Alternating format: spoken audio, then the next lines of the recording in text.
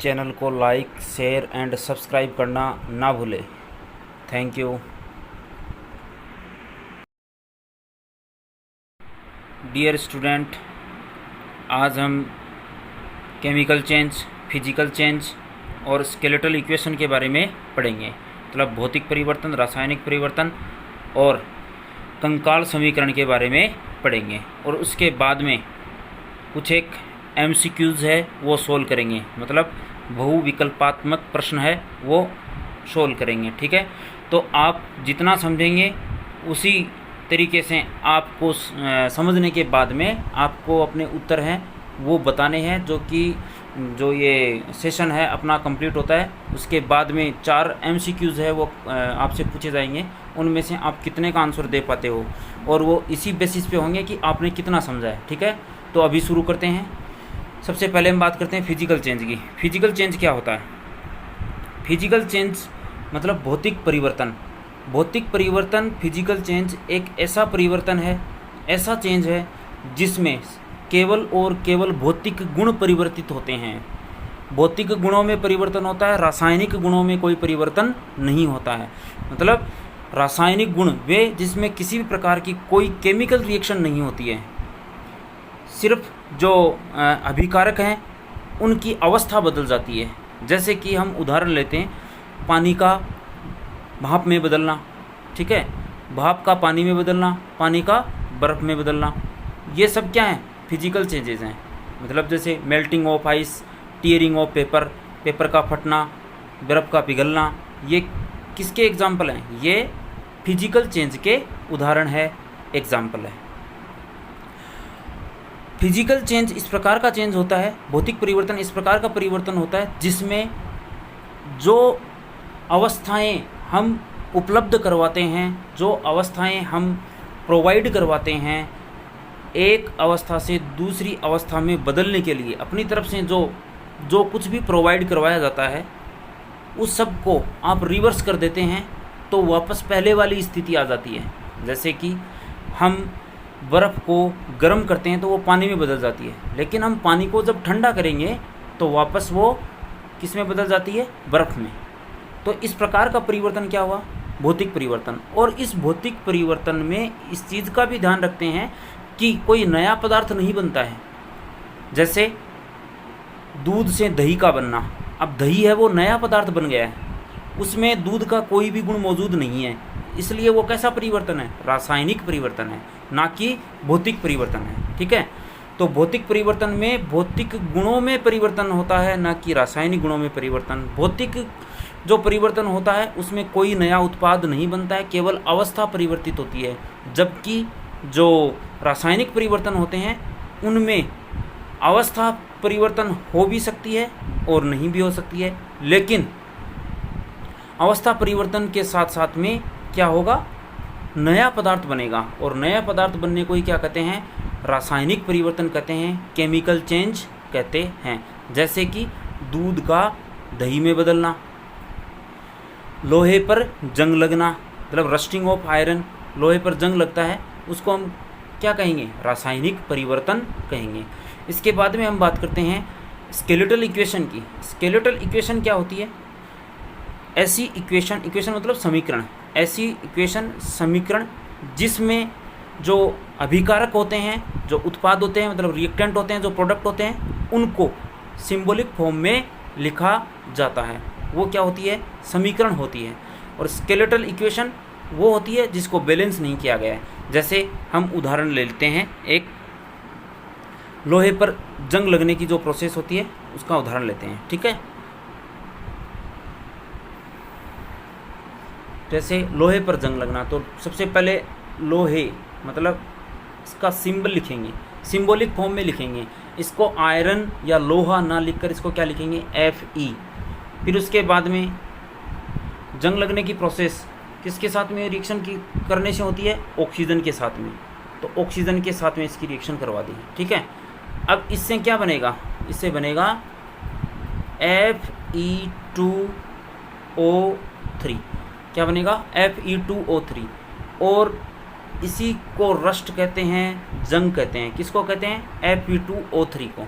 ठीक है, अब ये जो रिएक्शन है ये स्केलेटल इक्वेशन है या नहीं है, इसके बारे में हमें पहले इसके बारे में जानने के लिए हमें सबसे पहले इस बात का पता होना चाहिए कि ये बैलेंस्ड है कि नहीं है। अब बैलेंस्ड इक्वेशन कैसी होती है, उसको बैलेंस कैसे किया जाता है, ये पिछले वाले वीडियो में क्लियर कर दिया गया है। तो अगर आपने पिछले वाला वीडियो नहीं देखा है तो एक बार वो वीडियो देख लीजिए, ठीक है। अब इसमें Fe+O2 है, देखिए इसमें ये बैलेंस है कि नहीं है चेक कर लेते हैं। आयरन कितने हैं 1, यहाँ पर आयरन कितना है 1, ऑक्सीजन कितने हैं 2, और यहाँ पर जो प्रोडक्ट बन रहे हैं ये तो किसकी बात कर रहे हैं 1+2, ये किसकी बात कर रहे हैं रिएक्टेंट की। रिएक्टेंट में कितने ऑक्सीजन है, रिएक्टेंट में 2 ऑक्सीजन्स हैं, 2 ऑक्सीजन एटम्स हैं, ठीक है ना। और जो प्रोडक्ट है, प्रोडक्ट कौन सा, ये Fe2O3 वाला, इसमें ऑक्सीजन कितने हैं 3। तो ये बैलेंस नहीं है, ये इक्वेशन बैलेंस नहीं है, इसको बैलेंस करना पड़ेगा, तब उसको क्या बोलेंगे बैलेंस्ड केमिकल इक्वेशन। जबकि अभी इसको क्या बोलेंगे, जब तक ये बैलेंस नहीं है तब इसको बोलेंगे स्केलेटल केमिकल इक्वेशन। क्या बोलेंगे स्केलेटल केमिकल इक्वेशन, कंकाल रासायनिक समीकरण, ठीक है ना। अब जिस तरीके से हमारा कंकाल होता है और उस कंकाल में सारे ऑर्गन हैं वो अपनी जगह पे एडजस्टेड होते हैं, विराजमान होते हैं, ठीक है ना। उसी तरीके से ये जो रिएक्शन है ये इसी प्रकार की रहेगी। उसके बाद में हम इसको बैलेंस करने के लिए इसमें नंबर हम उसी हिसाब से लगाते हैं जैसे ये इसका सांचा बना हुआ है, जैसी इसमें जगह है, जैसा इसका कंकाल है, जैसा इसका स्केलेटन है, इसलिए इसको क्या बोलेंगे स्केलेटन इक्वेशन बोलते हैं। अब हम इस सेशन पे बेस्ड कुछ MCQ क्वेश्चंस हैं उनको सोल्व करते हैं।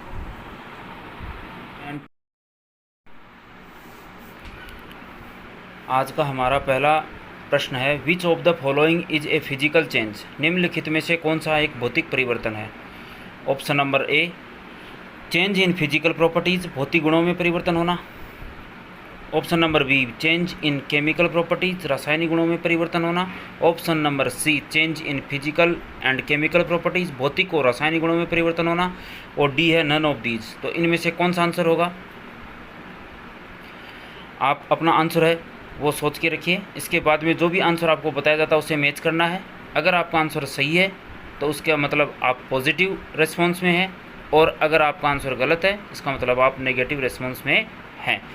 तो भौतिक परिवर्तन की बात हो रही है तो आंसर क्या होगा ए, भौतिक गुणों में परिवर्तन होना, ठीक है। उसके बाद में सेकंड वाले क्वेश्चन की तरफ बढ़ते हैं। इन ए केमिकल चेंज, रासायनिक परिवर्तन में, मतलब रासायनिक परिवर्तन केमिकल चेंज में क्या होता है। Atoms in the reactants are rearranged, अभिकारक के अणु पुनः व्यवस्थित होते हैं। जो अभिकारक होते हैं उसके जो परमाणु हैं उसमें वो पुनः व्यवस्थित होते हैं। दूसरा है ओल्ड बॉन्ड्स आर ब्रोकन, पुराने बंध टूटते हैं। न्यू बॉन्ड्स आर फॉर्म्ड, नए बंध बनते हैं। ऑल ऑफ द अबव, या ऑल ऑफ द अबव मतलब उपरोक्त सभी। तो इसमें से कौन सा आंसर होगा, option number A, B, C, D, इनमें से कौन सा होगा। देखिए कोई भी रासायनिक परिवर्तन होता है तो उसमें अभिकारक के अंदर, रिएक्टेंट के अंदर एटम्स है वो रीअरेंज होते हैं, और पुराने बंध है वो टूटते हैं और नए बंध बनते हैं। तो इसका मतलब इसका आंसर क्या होगा, ऑप्शन नंबर डी इसमें सही होगा। तो ऑप्शन नंबर डी जिनका सही है उनको बहुत बहुत धन्यवाद, कॉन्ग्रेचुलेशंस, ठीक है। अब आगे बढ़ते हैं थर्ड क्वेश्चन की तरफ। The symbolic representation of a chemical reaction is called a, मतलब जो सिंबॉलिक रिप्रेजेंटेशन है किसका, केमिकल रिएक्शन का, उसको क्या कहते हैं। पहला है केमिकल इक्वेशन, रासायनिक समीकरण कहेंगे। बी फिजिकल इक्वेशन, भौतिक समीकरण कहेंगे। या सी केमिकल एंड फिजिकल इक्वेशन, मतलब रासायनिक और भौतिक समीकरण दोनों कहेंगे। या फिर डी नन ऑफ दीज, इनमें से कोई नहीं। तो पहला देखिए केमिकल इक्वेशन, रासायनिक समीकरण। अब हम बात कर रासायनिक अभिक्रिया की कर रहे हैं तो इससे जो समीकरण बनेगा वो भी रासायनिक ही होगा, इसलिए इसका आंसर क्या होगा, ए ही हो सकता है। बी की तरफ देखते हैं एक बार। फिजिकल इक्वेशन, फिजिकल इक्वेशन नहीं हो सकता। केमिकल इक्वेशन फिजिकल दोनों, अगर केमिकल फिजिकल है ही नहीं तो कैसे आएगा इसके साथ में, तो केमिकल वाला है वो इसमें सही होगा। तो option number A is the right answer. फिर उसके बाद में अगले एमसीक्यू की तरफ बढ़ते हैं।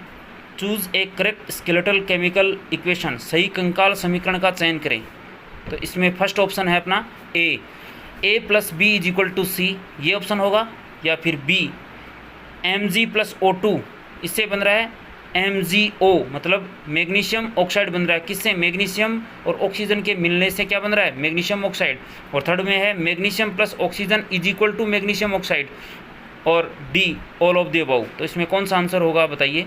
स्केलेटल कंकाल समीकरण की हम बात कर रहे हैं, तो जो बैलेंस्ड नहीं है वो कंकाल समीकरण होगा। तो ऑप्शन नंबर बी इसमें राइट आंसर होगा।